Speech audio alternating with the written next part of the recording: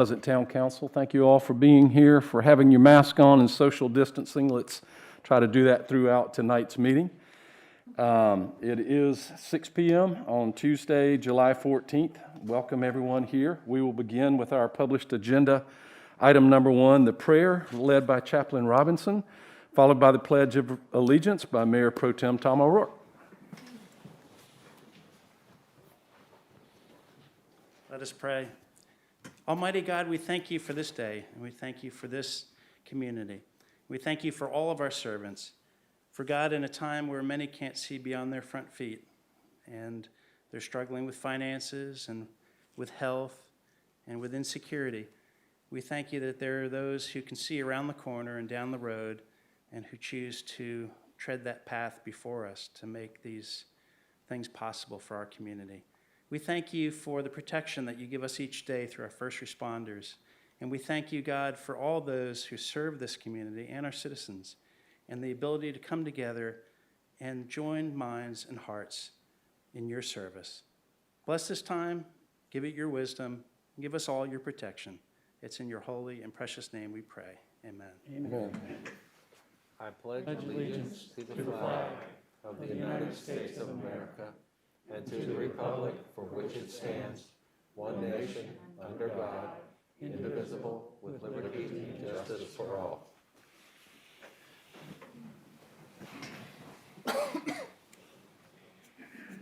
Item number 3 is approval of the agenda. Do we have a motion? So moved. Second. We have a motion to approve. We have a second. Any discussion?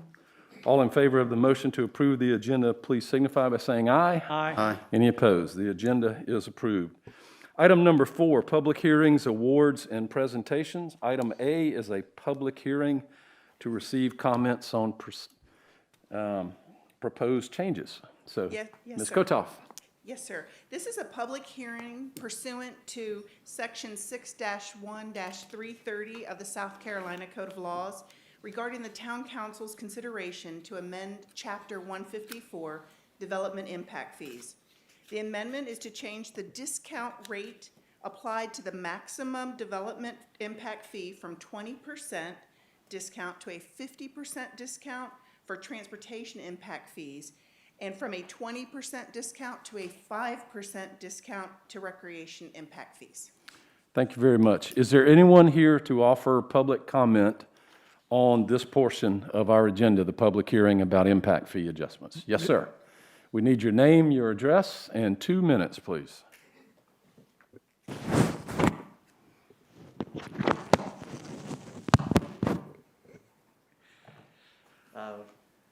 Good afternoon, good evening, Council. My name is Josh Dix. I'm the Government Affairs Director for the Charleston Trident Association of Realtors, living at 640 Rutledge in downtown Charleston.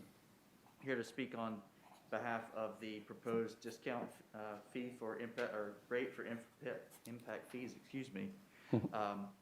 This would allow commercial operators coming into the city to promote small business. A lot of deals that we have are make it more difficult with the impact fee as it is, and so a reduction would allow us to recruit and retain small businesses coming here instead of losing them to other smaller towns like Georgetown, Beaufort, Bluffton.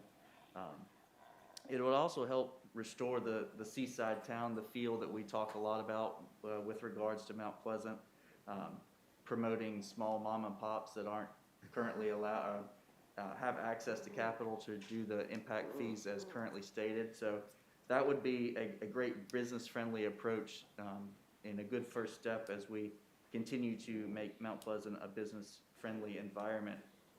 And also, this would hopefully allow for more business opportunity, which equals more revenue, and this would be a net positive for the town.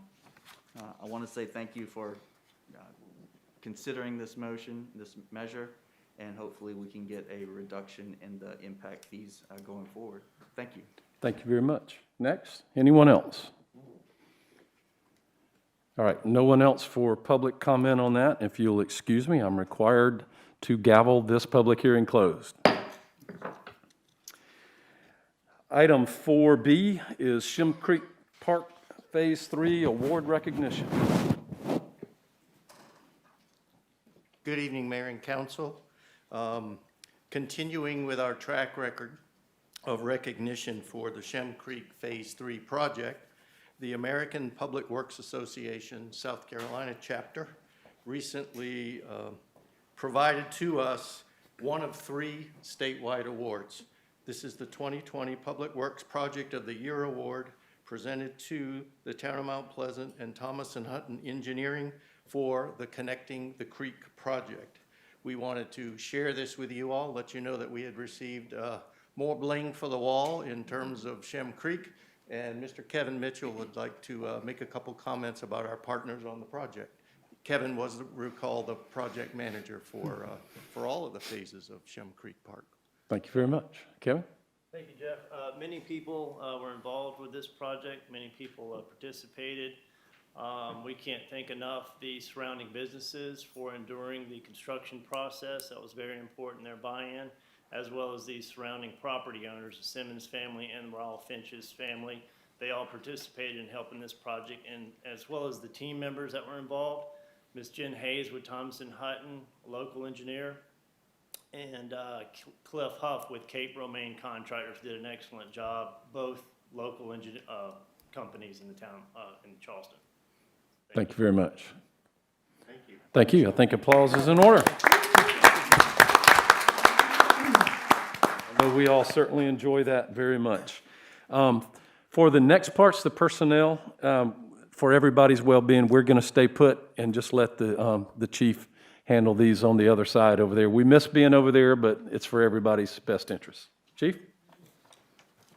Thank you, Mayor, Council. Michelle Etheridge, will you please come forward for me and do a little social distancing? Here for me. First of all, I thank her family for being here too.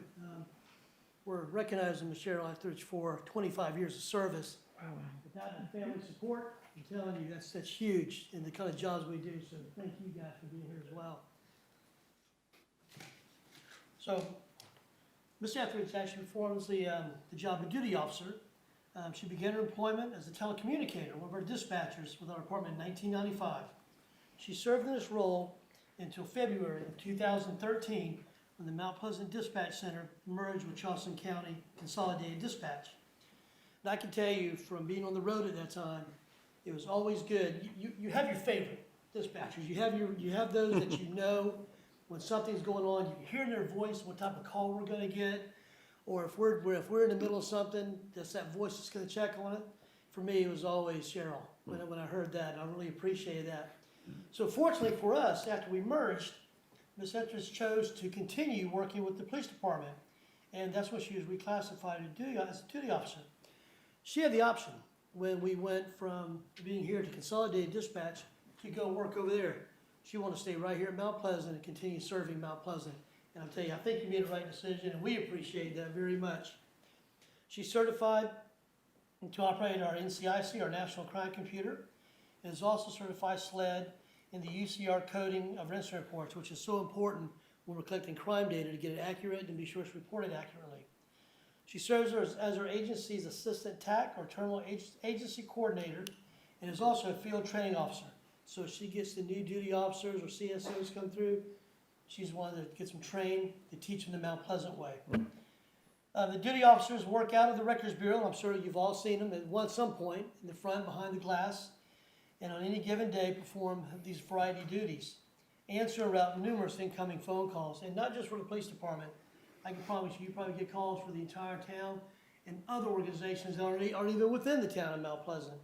But she handles them and routes them where they need to be. She greets and directs the public coming to the station.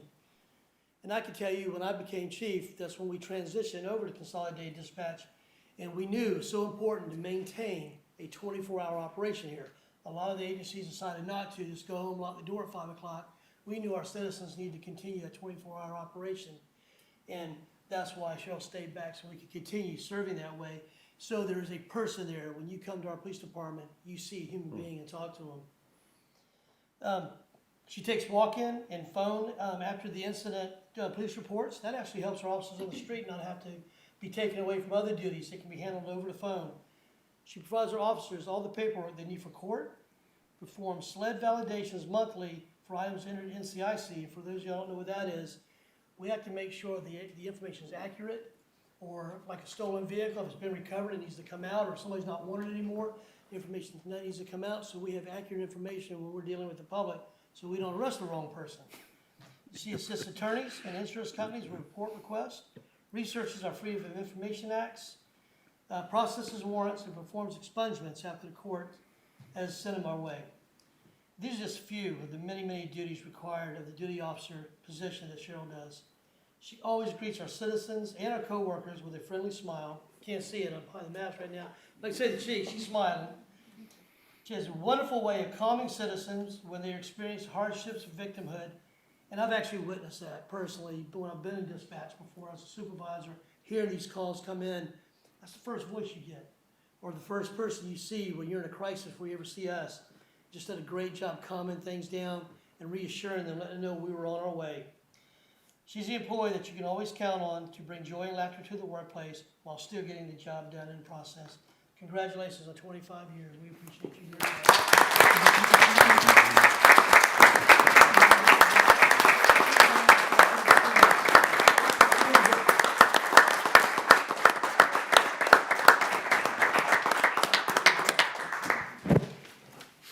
And from all of us up here, thank you very much. That's a long time of distinguished service. Thank you.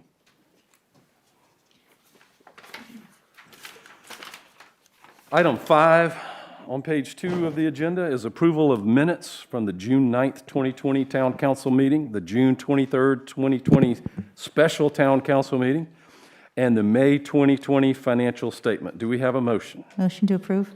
We have a motion to approve. We have a second. Is there any discussion? All in favor of the motion to approve, please signify by saying aye. Aye. Any opposed? The motion passes. The minutes are approved. Item 6 is public comment.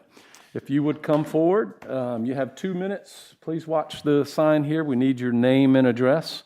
And 2 minutes, please. Mr. Mayor, we have 5 individuals signed up to speak. The first is Jacqueline Brown.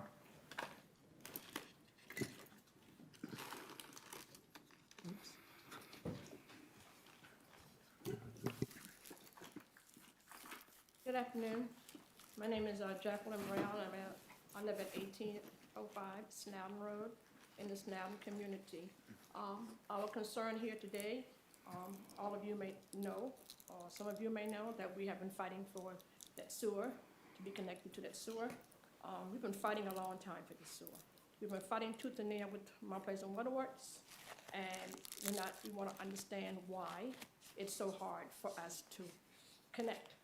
We have done everything we're supposed to have done in the first phase to get the sewer. It's my understanding why we can't get the sewer now. My house is right near where they're going to connect to that, and they're telling me I can't get it. And I don't think that's fair. We have fought a long time, and we're still fighting, and we're going to continue to fight until we get what we deserve. That sewer line, we deserve it. That first phase was supposed to be in the entire community. And all of a sudden now, we have to annex into the town of Mount Pleasant. Now, we all know that the county has wrote an ordinance that, no annexation ordinance, that we don't have to annex to get sewer. But Mount Pleasant Waterworks is saying different. So we want to ask you guys to make a difference for us. Help us out, because we're tired of fighting. We fight, and we're tired of fighting, but we're going to keep fighting until we get what we deserve. Thank you. Thank you. John Evans.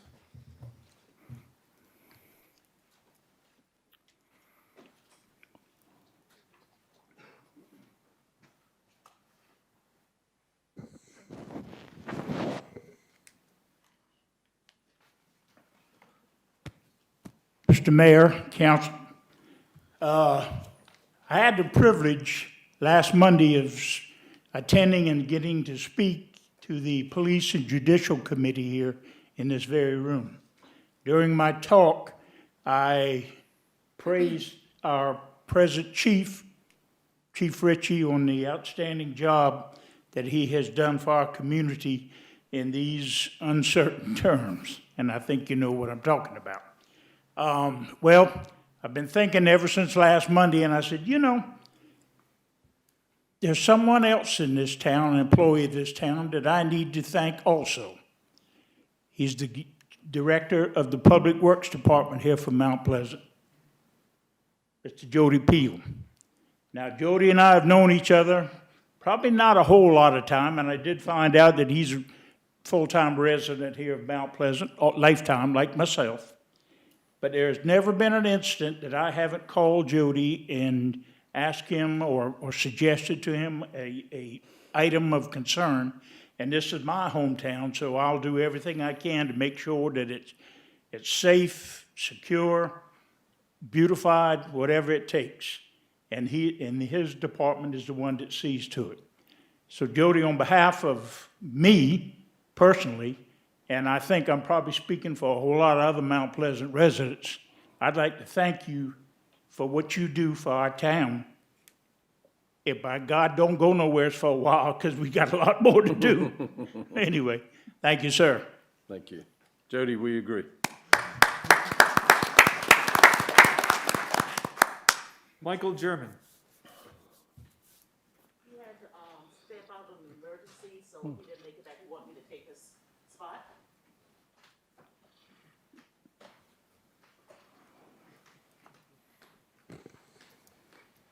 Good evening. My name is Marilee Waters. I am the president of the Snowden Community Civic Association, and I'd like to piggyback a little bit off what Ms. Jackie Brown said. And just to sum it up, this body has the power to do the right thing, to make sure something that should have been completed a long time ago gets completed. As a member of the Snowden community, I got the sewer in the so-called first phase of the sewer project. There was no stipulation to annex in. In fact, I'm not in the town, and there's no stipulation that says I have to go into the town. So all of a sudden, a little small increment, not even a third of the community suddenly has to be annexed on the same project. The pump station that's there even got put there during the first phase. So there's lots of factors. So I'm just asking this body to do the right thing and make sure that our project gets completed, because that's what we're fighting for. Thank you. David Humphreys.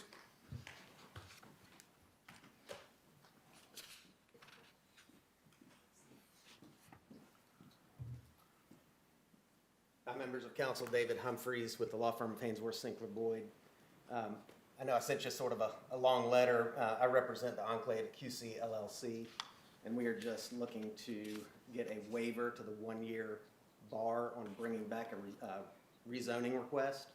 We're hoping to continue to work with the community and get some of their questions answered and find out if we can get a project brought forward that the community would be proud of. And I think we had a little bit of miscommunication, a little bit of COVID-19 delays built in, and probably brought it forward sooner than we should have, and just would like to regroup and bring it back at a later time. Thank you. Ben Trawick.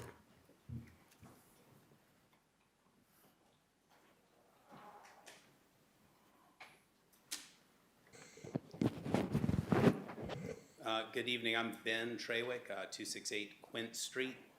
I'm here sort of in a representative capacity. I'm the president of the Bayview Acres Civic Club, which sounds better than it actually is, but in any event, I'm here authorized by an overwhelming vote of the board of the Bayview Acres Civic Club to make the following comments. And this concerns the waiver of the 1-year waiting period request that Mr. Humphreys just described. We love what we've got over there in Bayview. It's a great community. Having said that, I think it's fair to say that the Queens Court area up there up front, fronting onto Coleman, could use a facelift. And it's a little bit run down. It doesn't look that great. And there is certainly a path, it seems to us, in Bayview for a good project, the right project with the right developer to really enhance the overall community situation over there. And you know, not that this is exactly the issue, but enhance the town to a certain extent as well. We had an overwhelming vote to support the request for this waiver by the board, not because we know for sure that these gentlemen are the right developers with the right project, but because we're optimistic that they are. And we would like to continue those conversations continue that productive dialogue to try to see whether there's a project here that makes sense for the new owners and also makes sense for the community and therefore for the town. So I would ask you, we support the waiver request, and thank you all for your time. Thank you. That's all I have, sir. That's it. Thank you, Ms. Ash, for taking care of everybody's health and exposing yourself to possible contamination. We appreciate it very much. This concludes item 6 on our agenda. Item 7 is the consent agenda. There are 3 items. Do we have a motion? Motion to approve. Second. We have a motion to approve, and we have a second. Let me just be clear, this is to approve items A, B, and C of the consent agenda. Yes. Okay, just want to make sure. Is there any discussion? Mr. Mayor, if I Yes, could sir. just ask Mr. Elma, give us a little bit of information about the item C, Forshay's Bluff Road project.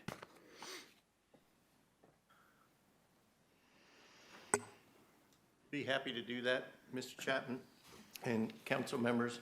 Yeah, this is about an acre of property being requested for annexation. It is at the sort of the very end as you move back towards past the golf course and near the end of Forchet Bluff. And you can see just a few parcels or few lots down near the marsh that are still unincorporated Charleston County. So there is an existing single-family home on this property, so their request would be to bring it in, and because of the designation, it would get R1, low-density residential zoning. And even though it's 1 acre, it's still just R1. Yes. Okay, thank you very much. That was my concern. I just wasn't sure how it was going to be treated. Thank you. Any other discussion? All in favor of the motion to approve the consent agenda items, please signify by saying aye. Aye. Any opposed? The motion passes. Final reading of consent agenda items A, B, and C. Section 8 of our agenda is planning. A is planning new business. So, Mr. Ulma, I will turn it over to you. Thank you, Mayor. Motion to approve. Second. All right. We have a motion to approve. That would be for item A1. Yes. We have a motion to approve and a second. Is there any discussion? All in favor of the motion to approve, please signify by saying aye. Aye. Any opposed? The motion passes. First reading ordinance number 20039. Item number 2. Mr. Olma, I was waiting for the motion for as first long before as you, speaking. until you get interrupted. This is first reading of an ordinance to rezone property in the North Point Plan Development to R4 from PD, Plan Development District. It is located off Ben Sawyer Boulevard. It has some unique history to the property in this particular area. The land use plan calls for medium-density residential development. The existing plan development was adopted, but without an ordinance that specifies all the development standards that we're normally used to. And so for a long time, there have been questions about what exactly are the requirements, the setbacks, allowed uses, et cetera. You see a couple of properties that have been rezoned already to this R4 zoning district where folks have wanted to do something with the property and we don't have an answer for them in terms of what the standards are. There's also, I believe it's a dentist's office at the entryway to the development that was rezoned to neighborhood commercial. So that's that sort of pink purple at the beginning. But this request is to rezone this particular piece of property to R4. The existing property owner is interested in making additions, and with the R4 zoning district, which matches the land use designations, then we'd be able to tell them and specify what the development standards are, what their setbacks would be for adding on to this particular residence.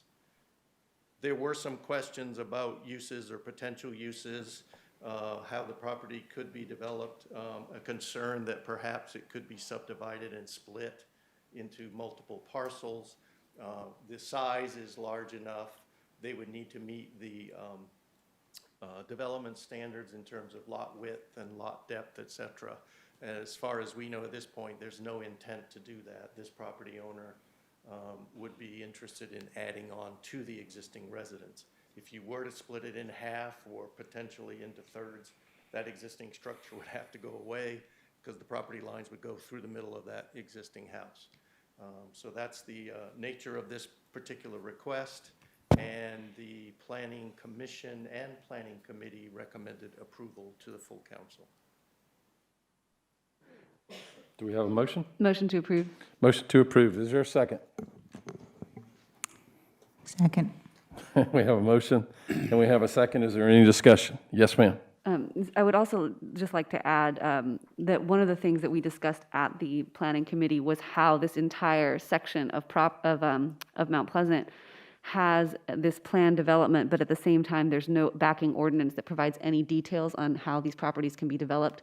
So there was discussion of the planning department initiating a rezoning of this entire section to bring it into compliance, so that there's total uncertainty for these properties right now, because there's literally no ordinance that would dictate setbacks and requirements. And it was just seems like it was a mistake made years and years ago that this town-initiated rezoning would rectify, and this is just part of that. That's Okay. correct. You took the words right out of my mouth. We have that on our to-do list, so we would initiate that as soon as we can. Yes, sir. Ms. Santos. Yeah, I just had a question as well. So in the event that we wanted to do what you just said, what do you think the proper zoning should be for this neighborhood?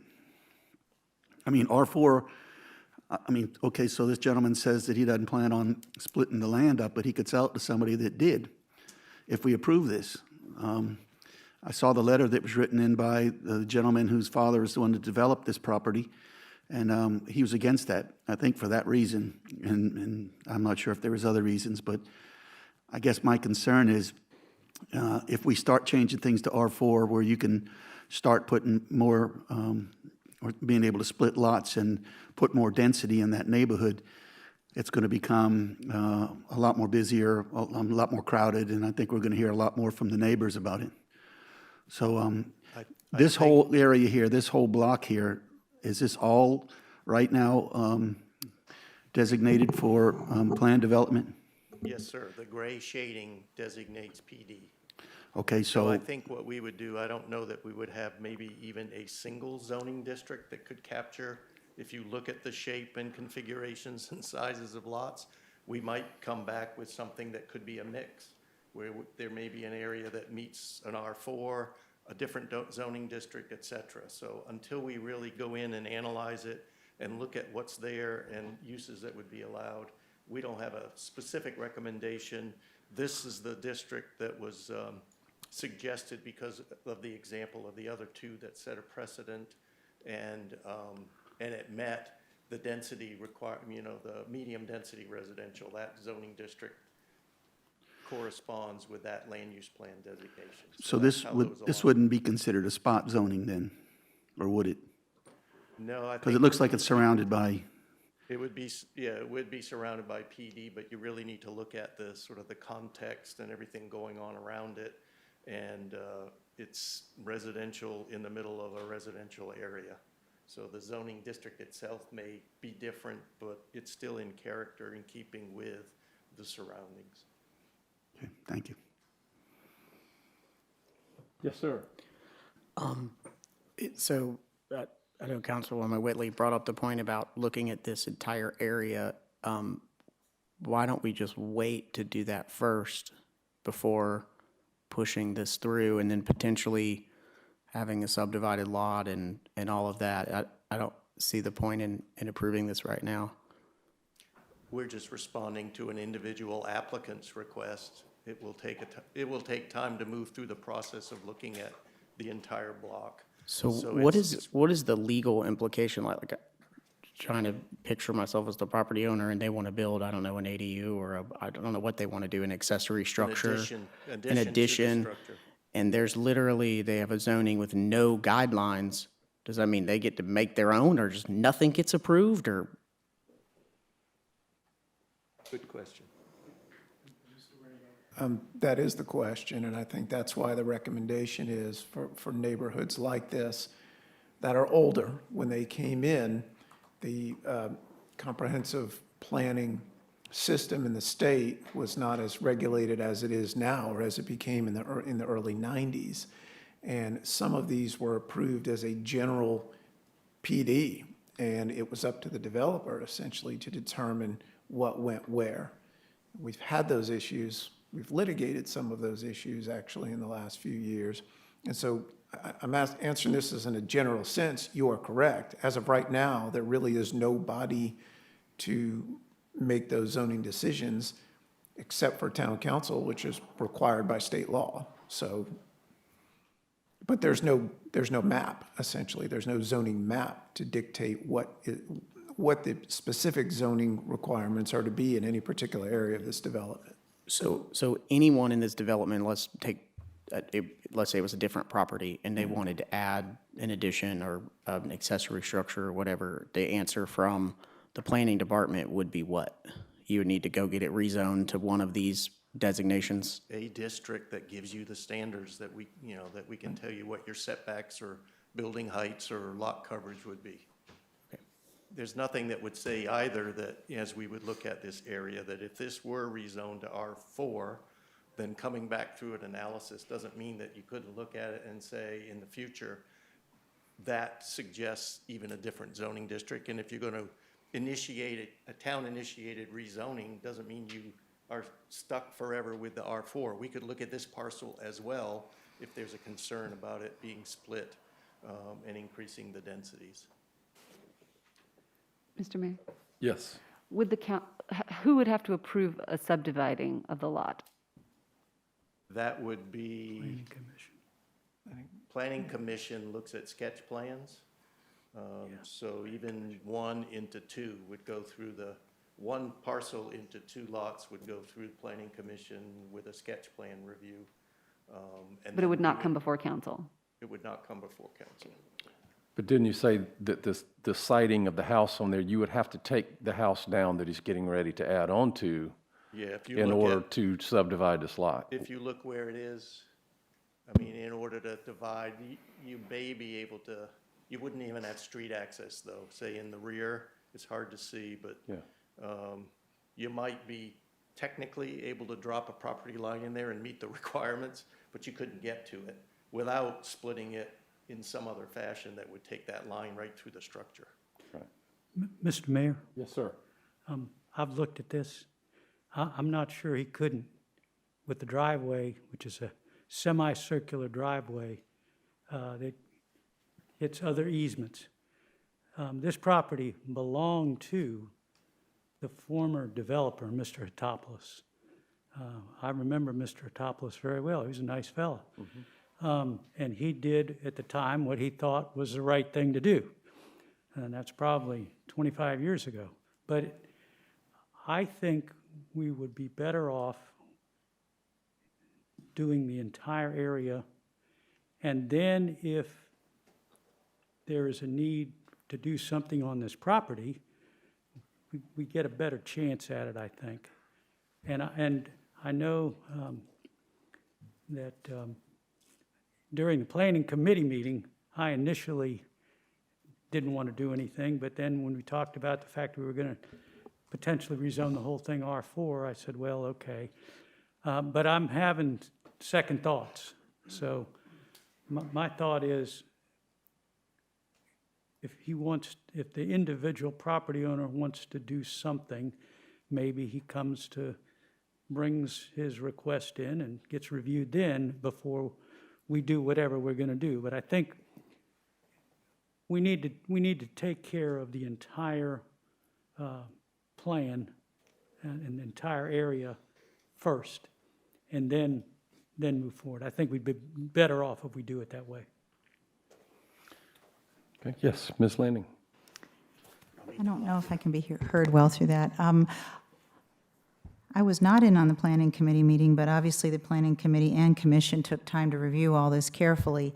And what I'm hearing is someone came to council, to staff, through this application to do something on their property that is in keeping with what seems like the most likely zoning that we would have, or at least something that's acceptable to that surrounding area. And if we say, no, we're going to wait until we now initiate a much bigger, broader study and figure out what the whole area should be, I feel like we are definitely infringing on that person's initiative that they took, which doesn't sound at all inappropriate. So I don't know, you know, if the staff has looked at it and the planning commission and the planning committee have looked at it and they feel that this is in keeping with that area, maybe this can be the thing that ends up being sort of the model for the whole area, but why make them wait? Because I know how things go with our situation. Months become months, and this could be 6 months or a year, and whatever it is they're planning to do, they may have gotten financing for it, they might have, whatever. I don't understand why we would hold this up if it's appropriate to that area. And for clarity, this is first reading, has to come back for second, right? Yes. Okay. So if there is a change of heart or anything like that, you got a second chance at it. The committee looked at it the first time. We still got another month to, you know, if we have a nightmare about it. Hold on, a couple people down here wanted to be recognized. Nothing, I was just going to say that I agreed with looking at it, all of it, and making sure that the residents of this subdivision all know what's going on. So if they want to, they can have an opportunity to come address it. I'm not sure that they know. I don't want them to wake up one day and find out that this has been rezoned. And I just think we need to have them to come here and let them know what we're doing and see if we can get their input on whether they think we should rezone the whole area or do it individually. But I got a feeling they're going to want to have a say in it. Mr. Chapman? Mr. Alma, do we have any definitive request from the property owner of what they want to do? I'm not sure. All I know is that they inquired about putting an addition onto this structure, and that's what triggered this discussion, this request. Did Ms. Hyatt? Yes. You haven't spoken yet, so. I know. Was R4 a recommendation by our planning department based on what they? Yes, based on the density recommendations. Yeah, y'all came up with that. And the other cases that went to R4. Granted, those are smaller parcels, so the question here is you have a larger piece, and what could happen to that if it were split further? Is it possible to just get some sort of variance to add on without rezoning in this situation? We just, again, we don't have anything to refer to. It's a blank. So this gives you some definitive standards that you can look at and say, this parcel is zoned R4, it needs a minimum lot size, lot width, setbacks, front, rear, side. And this person and the town know exactly what they are working within. The PD as of right now doesn't have those sort of details. Right. And that doesn't really give direction. This particular house is pushed back to the very back of the lot, and it has a fairly big front yard that the driveway cuts through to go towards the house. Okay. So you can sort of visualize the front yard coming off, and you could put a structure at where the front yard is, but I don't know. It would all, depend on a lot. Ms. Whitley? I think looking at the way that it is currently, which is this gray zone of a PD with no supporting documentation that provides any standards whatsoever, I think we need to move in a direction that removes that uncertainty. And if someone has brought forth a piece of property and they have a specific plan that they want to do, I think that we need to rezone it quickly so that we remove that uncertainty going forward. And I think that we also need to initiate a rezoning of that entire section so that as other homeowners potentially want to do things with their property, there are strict guidelines for what can be done. And R4 fits within the land use plan for that area. I think it's probably better for us to move and resolve this uncertainty, especially since they have an actual plan of what they want to do with the property with the addition. Does anyone else want to speak, or do we want to go ahead and vote?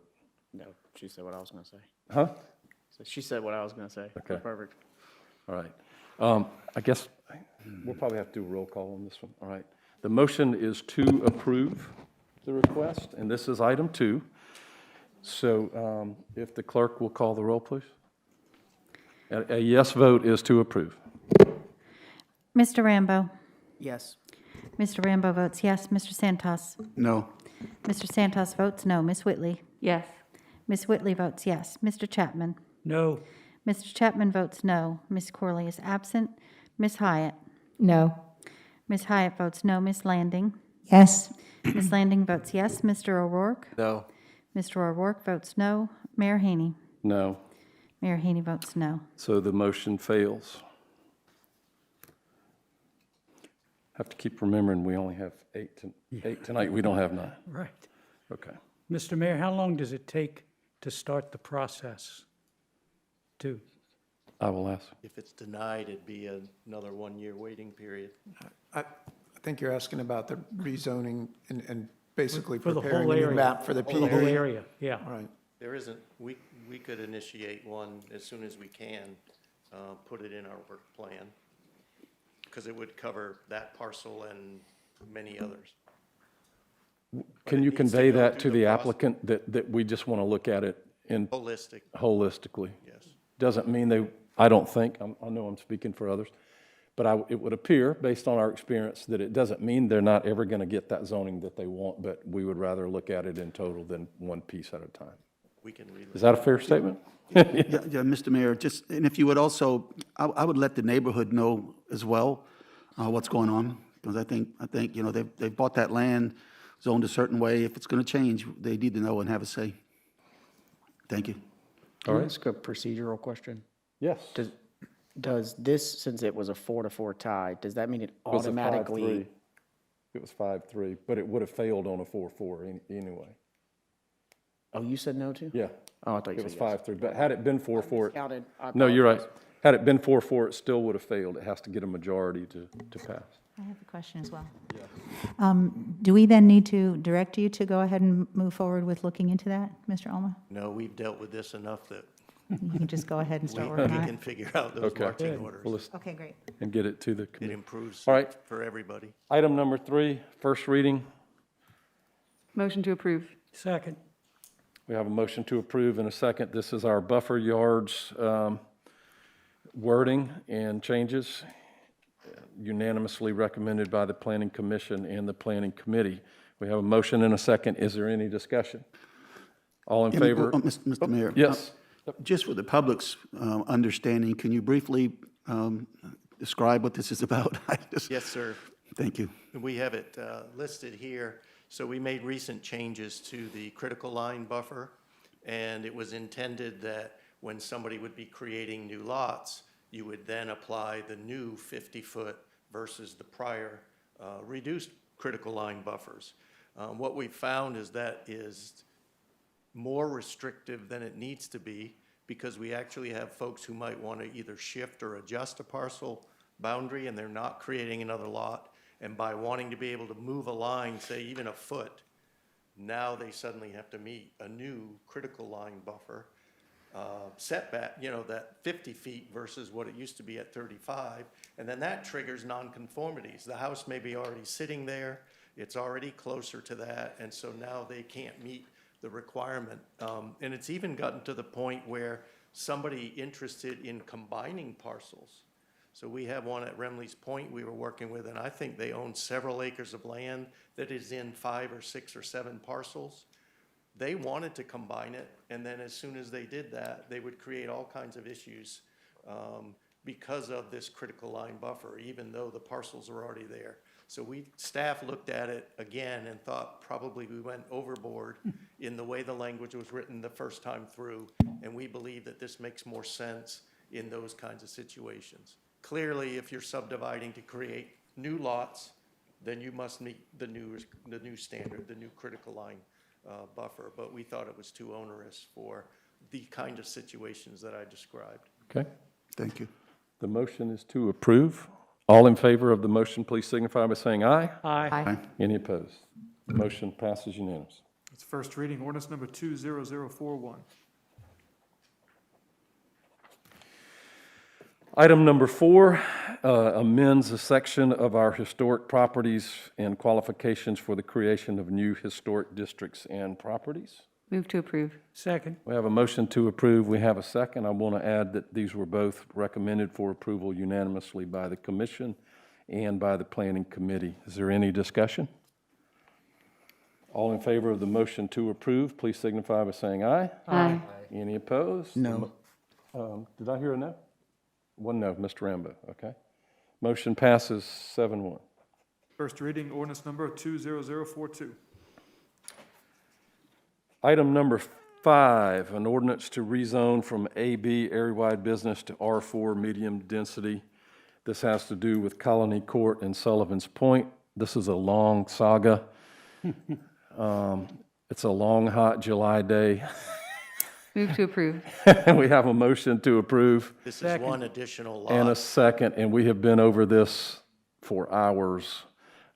If you would like to give the highlight, the brief highlight.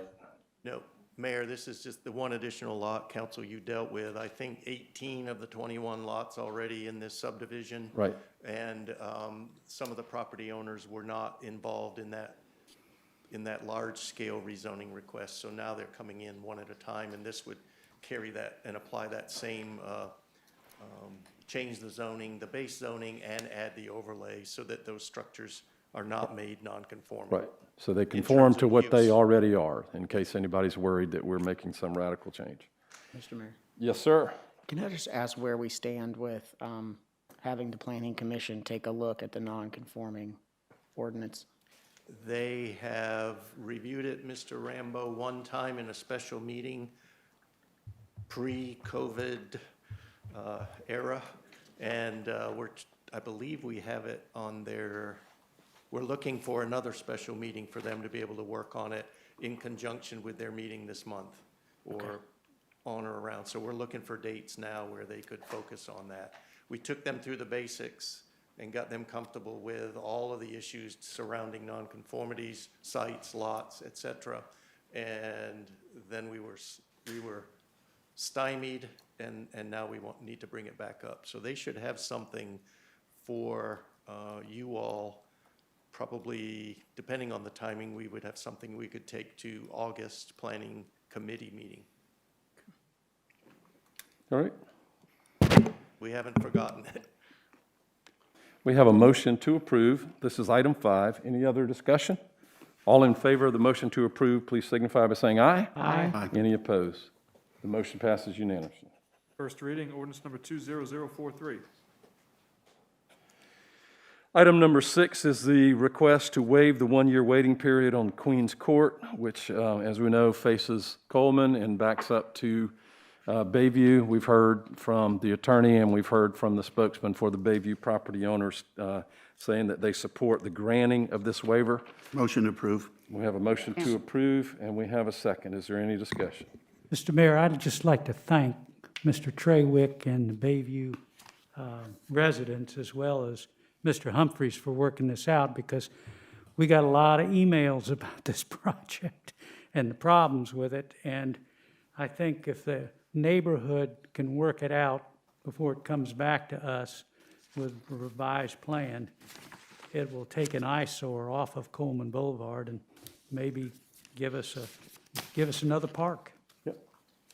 All right, we have a motion to approve. All in favor of the motion to approve, please signify by saying aye. Aye. Aye. Any opposed? Motion passes unanimously.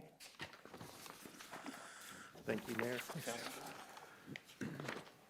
There is no old business. Committee action items, Section 9. There are no committee action items, I know. Section 10, council business, new business. First reading of an ordinance to amend Chapter 154, Development Impact Fees of the Town of Mount Pleasant Code of Ordinances. Do I turn it over to you now? Sir, I'm here to answer any questions. Okay.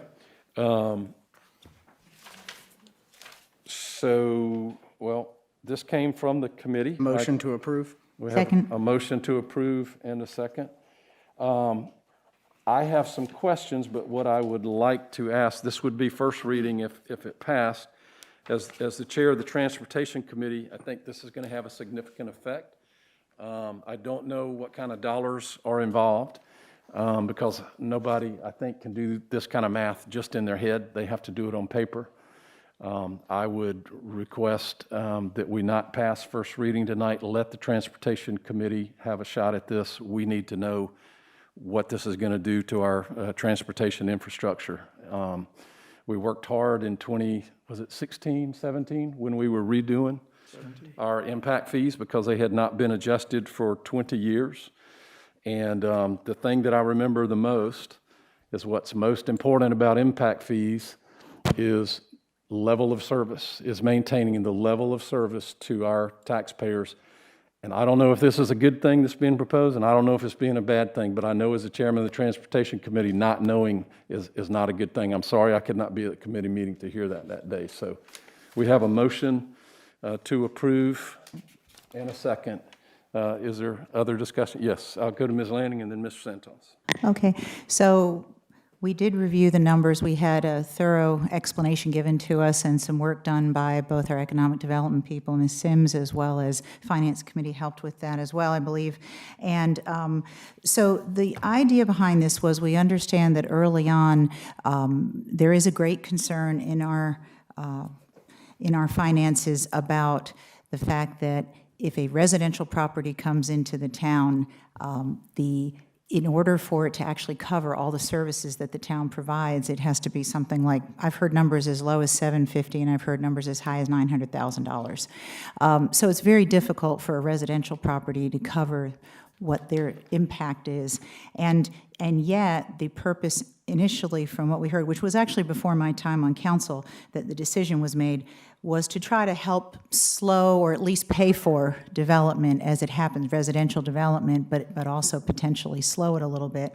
But what the effect has been is that, and especially we've seen it most recently in the coronavirus situation, is that we are now seeing businesses either leaving, which that's not an impact fee question because they're already here, but we've also seen less applications. And we've also seen more in the way of big box companies that can write the big checks for transportation impact fees, but not as much of like mom and pop, local restaurants, fine dining, small boutique shops, things like that, where it's just very, very expensive. So what that Finance Committee study was able to show was that, a good example, and that's why I mentioned fine dining, if we have a restaurant that comes into town and instead of having the 20% discount, they have the 50% discount on the upfront costs, it only takes approximately 2 years based on their business revenue license fees and potentially property taxes if they own the property to make up for the difference that they didn't pay up front. So after that 2.5 years or whatever the number was, it was very close to that, I remember, you have years and years worth of ongoing revenue coming to the town.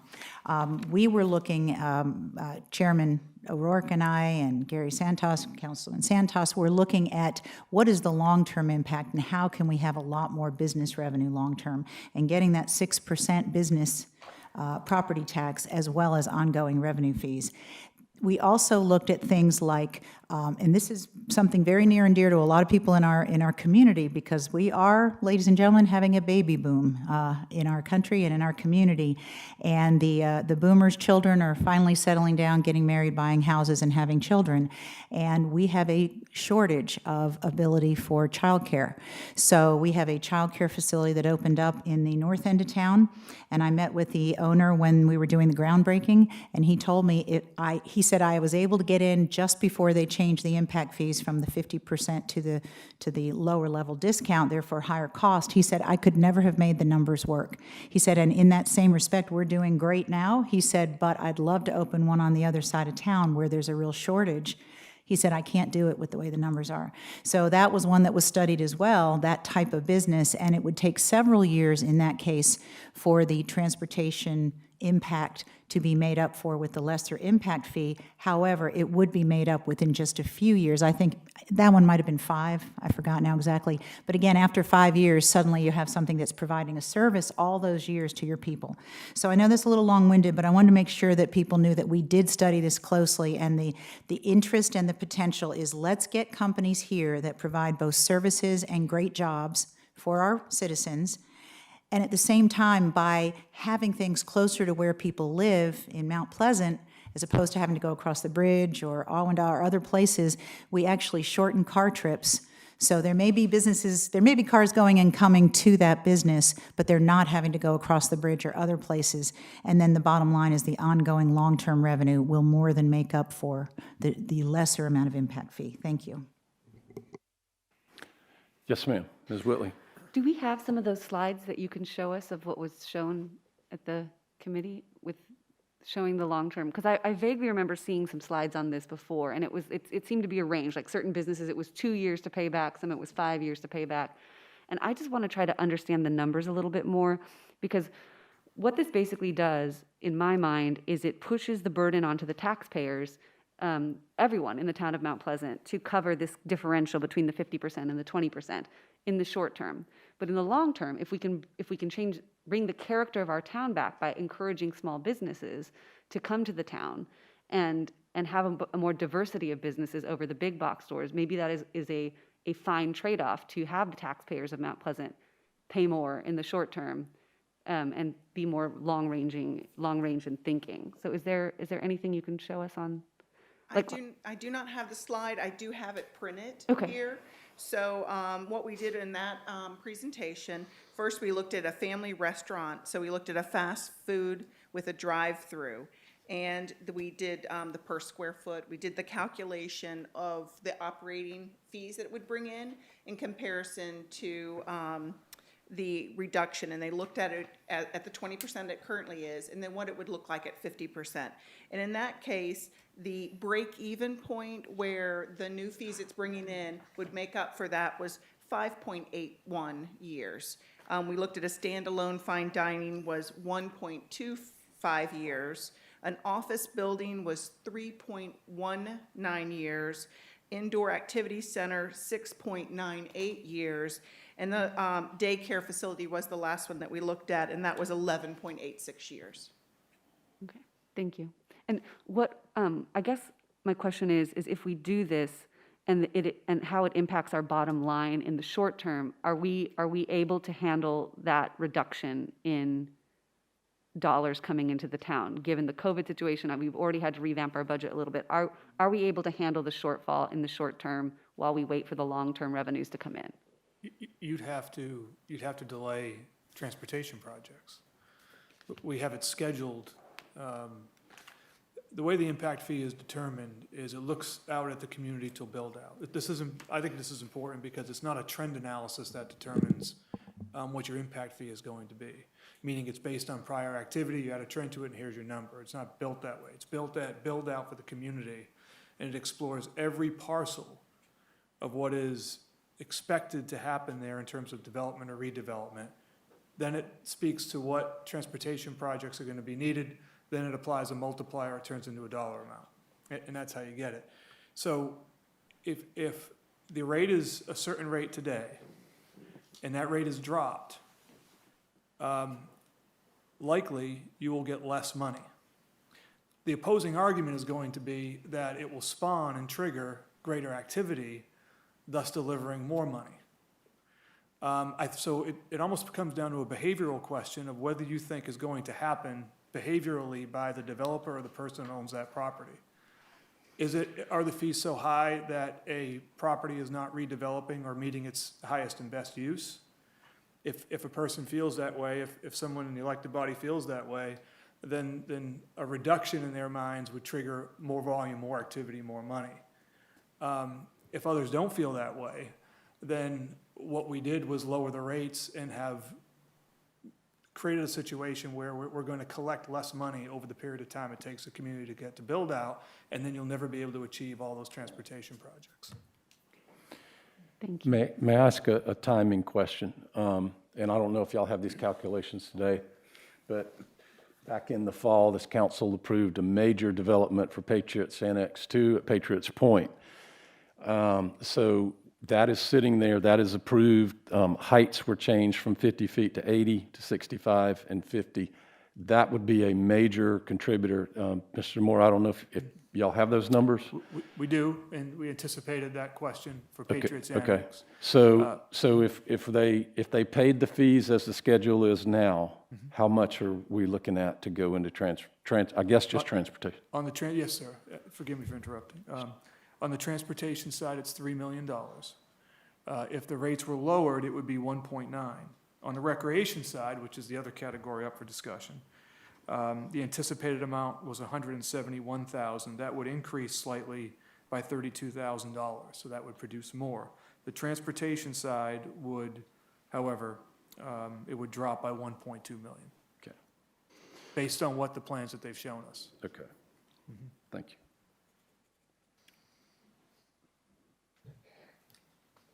Mr. Mayor. Yes, someone who hasn't spoken yet, and then I'll come back to you. Yep.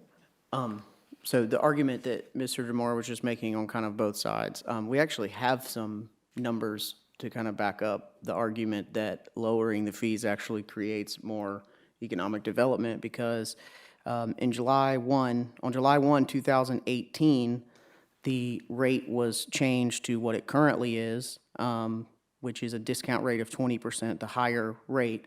So the year prior to that, so fiscal year 2018, which leads up to July 1, the town collected $4.8 million in traffic impact fees. Fiscal year 2019, after that was put in place, after the higher rates were put in place, the town collected $2.8 million in traffic impact fees. So, I mean, to me, that kind of proves that, you know, you're almost, it's almost so to the point that the fees are so high that they're so punitive that people are refusing to do any sort of commercial projects. The other point I wanted to make is that what I was campaigning, seems like forever ago, but back in the fall, you know, when I would knock on doors in the south end and the north end of town, and most people who said they were concerned about traffic, concerned about overdevelopment, they weren't concerned about a new grocery store or a new restaurant or a new daycare center. They're concerned about giant neighborhoods being built and apartment complexes, and they're not worried about the commercial side of it.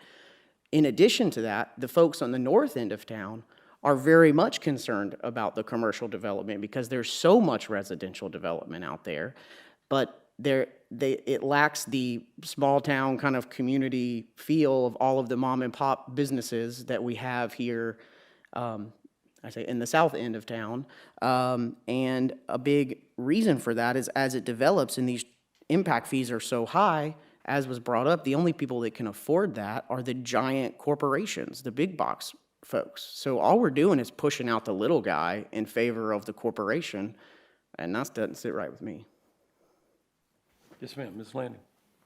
I'd also like to reiterate what I was saying earlier about necessary things like childcare. I mean, this, you know, I raised 2 children who are full grown now, but I was a working mom from 6 weeks. And my business didn't have maternity leave at that time. So, and the fact is that, one, it's a tremendous burden if you can't find childcare anywhere near where your home is. And right now, these impact fees are very expensive for a new child care center trying to come in, and we need those here in town, and we need them all over. We need, wherever there isn't one, we need some, and I know we have, because we hired a new assistant to our office, and she struggled like crazy to find somewhere, and she lives on this end of town. The other thing, and there's very long waiting lines, is what I've understood. The waiting list can be 18 months, which is way before someone is expecting a child. And so think about it for a second. If a family decides to live in Mount Pleasant and they have a child and they need a child to go into childcare and there's nothing anywhere near them, they're going to have to find care somewhere else, Charleston, Awendaw, somewhere else. How much traffic impact is it having if they're having to drive 10 miles out of the way as opposed to having something near their neighborhood? So again, I know transportation impact fees are carefully calculated. I'm not second guessing that, but when we use common sense, we realize the closer you have needed services to people's to where they live and to where they work, the easier it is for people to take advantage of it, and the less traffic. You shorten car trips. So you not only provide a valuable service, but we also know we'll also have the ongoing revenue. Thank you. Mr. Mayor, Yes, sir, Mr. Chapman. in the material, Appendix A, it shows that originally it was 20%. Discount fee was 20%. It now is shown for 50%. What was the rationale from going from 20, I guess, down to 50% discount? Well, how did we arrive at 50 versus 30 or versus 25? Or? Can I answer that since I was one of the ones that requested it? Or did you want to? Or Tom? I didn't, I was just, go ahead. Yeah. Sure. It's where we came from 2 years ago. Before they were increased, we were at that level. So we were just rolling back what had happened over the last few years that had slowed down a lot of things other than the big boxes that have come here. 50% was what we had in 2017. Right. And I have one other question. I had asked Mr. Demore to tell us the specific transportation projects this year that would be impacted by this change for our next fiscal year. Through you, Mr. Mayor. Yes, sir. Potential impact would move the final funding for Billy Swales and Patriots Point Gateway. We'll push it 1 year further out to 2022. The Stockdale intersection could not be reached within 5 years. I'm just reading off the transportation impact fee forecast. It's a document that you have in your budgets. US 17 and Ananap moved out a year. All America Boulevard moved out a year, and there's a few others on here, same thing. Smaller ones like Mathis Ferry and Lauda Drive, it would be tough to reach within 5. Essentially, all of the projects that we have coming up in the next 5 years get slid, at least At 1 least a year? Yes, sir. Hang on a second. Is there anyone who wants to speak who has not spoken yet? Okay, I'll go to Mr. Rambo. Mr. O'Rourke, wait a minute. Were you raising your hand? If you do, it would be your turn. I think what I would, thank you, Mayor. I think Eric asked the correct question. If we believe, as a body, that having these fees where they are right now is hurting development, then that's one thing.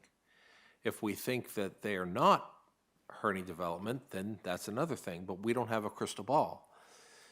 So, and I think, Mr. Chapman, your question was good. What projects will it affect today? Mr. Demore gave that answer.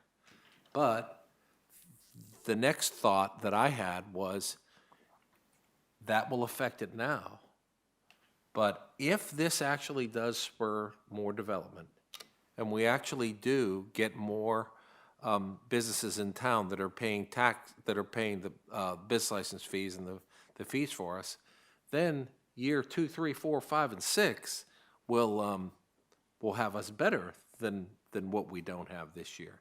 The problem we have right now is we don't have that crystal ball, and we just don't know right now. And I think that's what makes this one a very difficult one, because I believe everybody on this panel would like to see businesses helped. The question that we have right now is the impact fee definitively stopping those from coming in? And I do agree with Jake that not for everybody, but certainly for that small business person. And that's the one that I kind of feel sorry for the most. So that's my comment. I'll do one more. Okay, one more time, please. I'm sorry. So one, we want to be very careful. I know it was said business and development, but we're not talking, the whole part of the thought here was to slow down residential development, but we're doing that now with a permit allocation, an apartment moratorium, and other means that are actually more effective than just tacking a $7,000 price tag onto a developer building a big neighborhood. So we see this as a way of helping encourage businesses, jobs, employers, and services that our citizens need. And that's what we're trying to bring back more of to Mount Pleasant and get more growth on that side, not on residential. The other things will still stay in place. If we can do, and in fact, the residential, which is, the recreation, which is only paid by residential, would actually go up. So let's just keep in mind, we're still very much about controlling the residential growth, but this is a way to hopefully bring more services and jobs to our side of the bridge. Before we vote, I do want to add, I think there were two of us who were on here when we went through this exercise. I hope everybody else who was not on council then will read the Stantec report. It is not about which businesses we want to incentivize and which ones we want to impede. That was done with the permit allocation on residences. This is about one thing, and we know this from serving on Waterworks Commission and talking to the folks who've been doing that for years. Impact fees are to keep your level of service where it is. It's not to get more of one and less of the other. And the people of Mount Pleasant for 20 years subsidized all of the development in this town to the majority of what the impact of that was. So my stance on this is the last thing we need to do during an economic crisis is go monkeying around with fees and all that. Keep things where they are, and we have a predictable playing field. We don't need to create more, I think, uncertainty by changing something that hasn't even had, when did we enact this? Has it had 2 full years yet? No, sir. It has not had 2 full years, and I heard the list of those transportation projects that would be delayed or some not reached in 5 years, and they are all over town. So to think that this is helping one side of town and not the other, I don't buy that idea.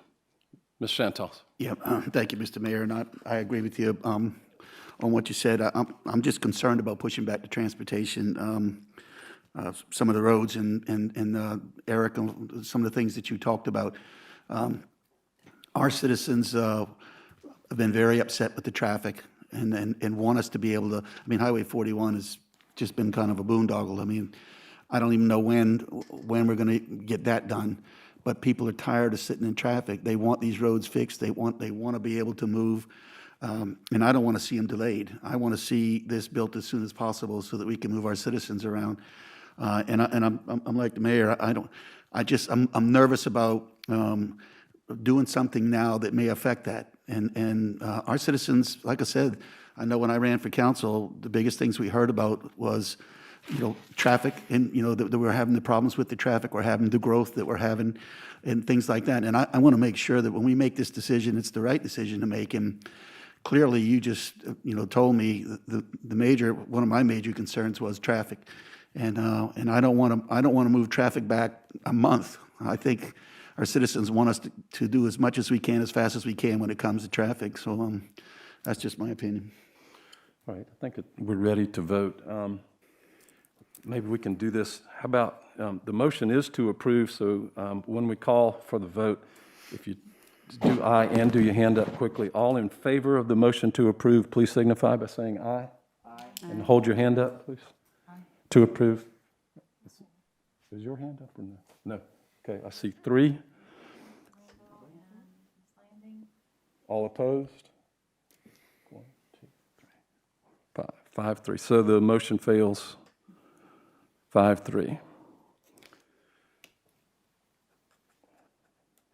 Okay. Mr. Mayor? Yes, ma'am. At this point, would it be all right to have this please placed on the Transportation Committee for further study? I don't have a problem with that at all. Sure. I'll be happy to do the same with recreation. Okay. Mr. Moore, if you make a note for those two on the committees. Yes, sir. Item number 2 is first and final reading of an emergency ordinance. And let me just ask for a point of order here. Both of these are emergency ordinances. Do I understand they would take a 2/3 vote? Yes, Mayor, and with our composition of 8, that would mean 6 votes. 6 votes to pass. Okay. These are the 2 that we have seen before. We'll take them separately. The first one is the suspension of the packaging, or also known as the plastics ordinance, and the second one is about the temporary signs. Do we have a motion for item number 2? Move to deny. We have a motion to deny. Is there a second? Second. We have a motion and a second. Just a second. Let me make sure I get this. Question. Point of order. You know what I'm going to say. Yes, sir. It would need 6 to pass. But not 6 to deny. It yes, does sir. not need 6 to deny. That's correct. Okay. So it only needs 5 to deny, but it would need 6 to pass. That's correct. Everybody clear on that? Oh, what fun. Okay. So the motion is to deny. Is there any discussion? Yes, ma'am.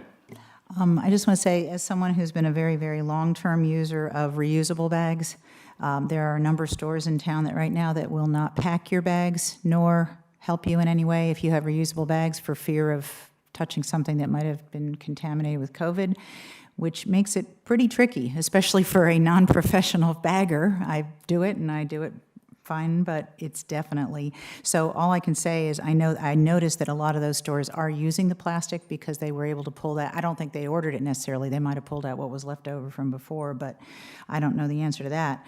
So all I'm saying is if we do this, we're going to where basically we're going to see an awful lot of paper used in our community. So I just want to make sure people realize that. All right, the motion is to deny. All in favor of the motion to deny, please signify by saying aye. Aye. Any opposed? Opposed. Abstain? Okay, that's right. I'm opposed. So is there one opposed? Tom, I missed you. Okay, you're an aye. Okay. So the motion to deny passes. So the ordinance is not extended, okay? Number 3, first and final reading, an emergency ordinance to temporarily suspend provisions that have to do with temporary signs. Do we have a motion? Move to deny. Another to deny. Any discussion? All in favor of the motion to deny, please signify by saying aye. Aye. Any opposed?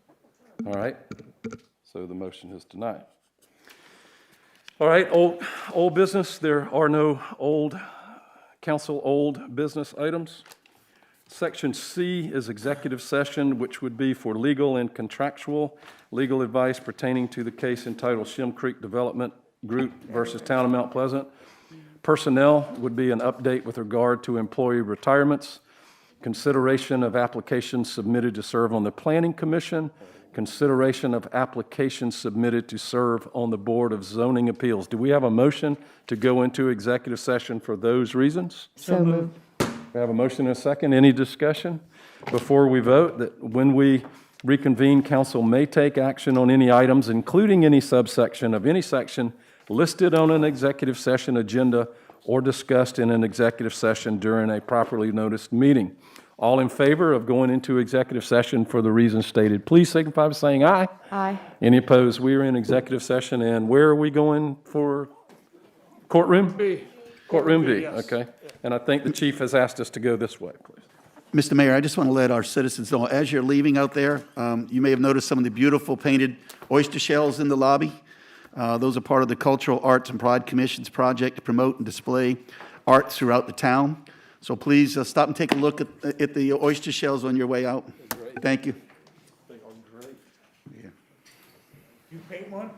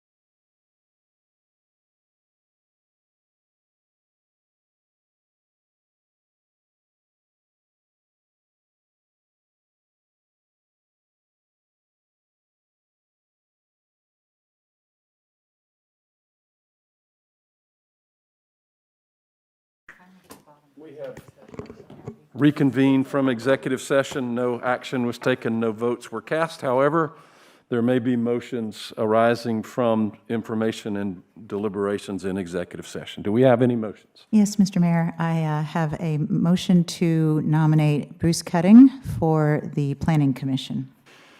Do we have a second? We have a motion and a second for Mr. Ketting for the Planning Commission. All in favor, please signify by saying aye. Aye. Any opposed? No. We have one no vote. The motion passes. Do we have another motion? I have a motion to nominate Pam Ireland for the Planning Commission. We have a motion. Do we have a second? Second. We have a motion and a second. Is there any discussion? All in favor of the motion to nominate Pam Ireland to the Planning Commission signify by saying aye. Aye. Any opposed? No. No. No. We have 3 noes. Who was the third no? I'm sorry. Chapman, O'Rourke, and Lanning. So by 5-3 vote, the motion passes. Do we have another motion? I have Board of Zoning Appeals. Okay, yeah, good. I make a motion for Julian Hopkins to serve on the Board of Zoning Appeals. We have a motion. Do we have a second? Second. We have a motion and a second. Any discussion? All in favor of Mr. Hopkins for the Board of Zoning Appeals, please signify by saying aye. Aye. Any opposed? Motion passes. There being nothing further before this body, this meeting is adjourned.